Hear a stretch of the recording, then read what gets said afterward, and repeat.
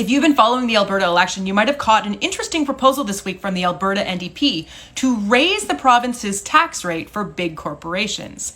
Now, not surprisingly, Conservative critics have come out swinging, saying this is going to cost investment in the province, it's going to lead to lost jobs, but actually, decades of economic research shows that corporate tax cuts don't help the economy.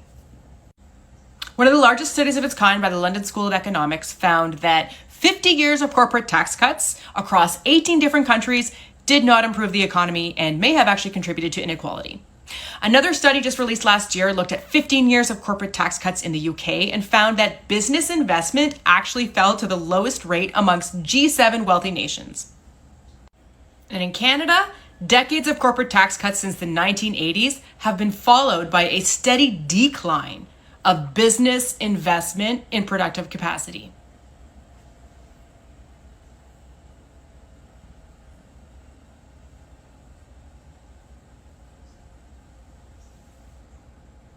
But the best example comes from Alberta itself. In 2019-2020, the Alberta UCP government slashed the province's corporate tax rate to 8%. Did that lead to more business investment in 2021? No. In 2021, Alberta corporations in the oil sands made record profits. Did that lead to more investment in 2022? No. In fact, capital expenditure by public companies in Alberta in those years was lower than it was back in 2018 when the corporate tax rate in the province was 12%.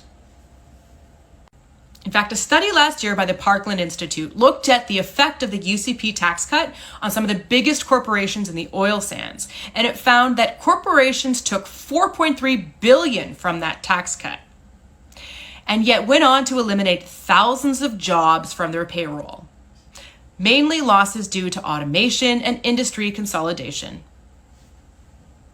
In fact, those same companies paid out millions in compensation to their CEOs and record dividends to their shareholders. Meanwhile, the Alberta public paid the price, billions in lost revenue.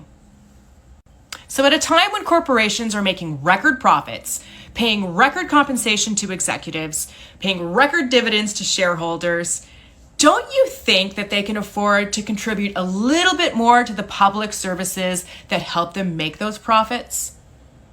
Check out our op-ed in the Calgary Herald. We talk a little bit more in detail about this proposal and why it makes a lot of sense right now.